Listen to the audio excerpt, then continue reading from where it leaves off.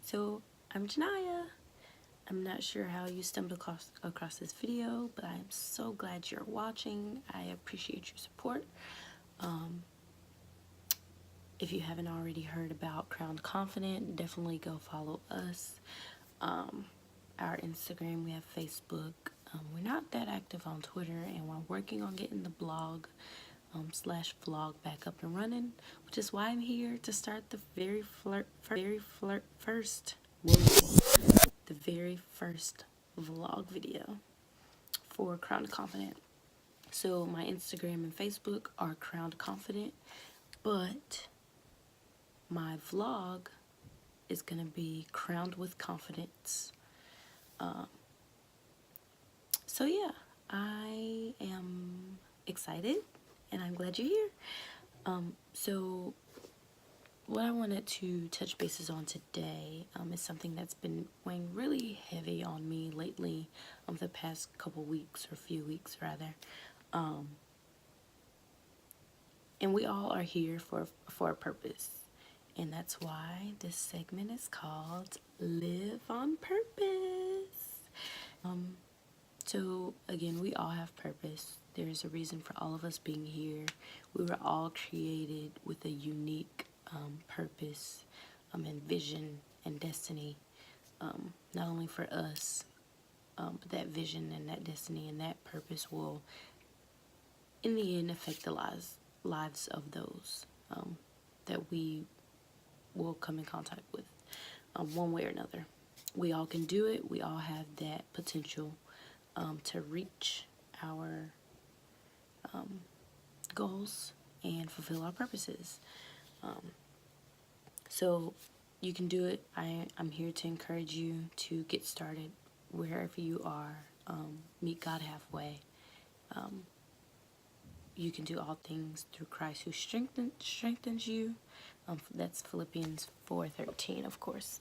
But the main thing to keep in mind as you continue to watch this video, and then after the video is over and you go on about your day or your lives, stay focused, because nowadays there are so many distractions that could get in the way of you not reaching your potential, and then in turn not reaching other people through fulfilling your purpose in life. Because believe it or not, your purpose is not just for you. It's for those around you, so that God can receive the glory through you. Hello. But again, back to those distractions. There's social media. There's the company that you keep. There's comparing yourselves to others and your journey to that of others. Lack of self-awareness. Procrastination. Are you really busy, or are you productive? You can't be one or the other. Either you're busy or you're productive. And you could be busy and doing a whole lot of nothing, or you could be productive and getting something done. But then there's also wanting to control things, and that's definitely something that we can't do. I've learned that the hard way.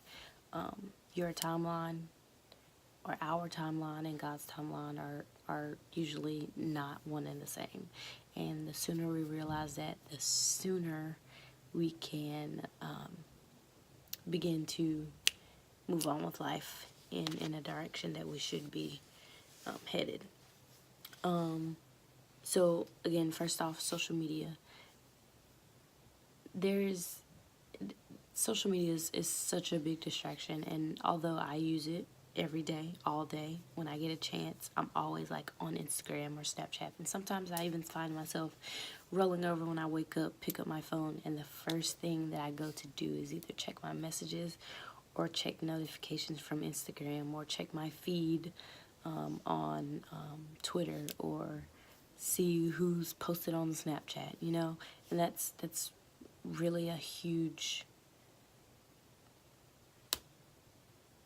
roadblock or it can be potentially if you let it get that far. And you don't want it to be a hindrance to your purpose. So on social media, there's plenty of things that you could get caught up in. You could get caught up in comparing yourself to others. You could lose focus on what you should be doing. You could be investing your time into social media more than what you are in your purpose in life. And I am guilty of doing that. And it's something that I'm definitely trying to work on and limiting myself from doing. So the second that I see myself going to open my phone for social media first thing in the morning or right before I'm going to bed, I have to give myself a talk like, hey, what are you doing? You could be using this time to pray. You could be using this time to work towards your building your brand. What are you doing to, move forward with your purpose? That time, we just really have to use better time management when it comes to social media. So that's the first thing, social media. So whatever you see on social media is not necessarily what's best for you, or don't get in the habit of comparing your lives to the lives of those who are only showing you what they want you to see. Do not be conformed to this world, but be transformed by the renewing of your mind, that you may prove what is good and acceptable according to the will of God, which is Romans 12:2. Really love that verse, because oftentimes we get so caught up in worldly views and the way that people in society see things that we lose sight of how God wants us to live and see things. So that's number one. Number two, the company you keep. Oh my goodness, this is so important. There are those people who have been in our lives for years and years and years, and we tend to want to hold on to those people because of the amount of time that they've been in our lives. But oftentimes, people serve seasons. They're there to serve a season in your life, and sometimes it doesn't make sense that they would be in your life all those years, and then all of a sudden, it's time for them to go. That's just how things work. You outgrow people. You make changes in your life that they're not ready to make. And if you stay stuck with people that God is trying to get rid of, you're hindering not only your purpose in life and where you're going, but you're also hindering theirs. So if you start seeing things repeatedly, time after time, that kind of leads you towards knowing, hey, maybe it's time to part ways, or maybe it's like a farewell for now, maybe catch up later whenever we're on the same page, or maybe it's just like, hey, I love you, but I gotta love you from a distance. That happens more often than we realize, because we're trying to hold on to those people, and then we wonder why we're going through so many issues with those same people, or those same problems are in a cycle that keep happening.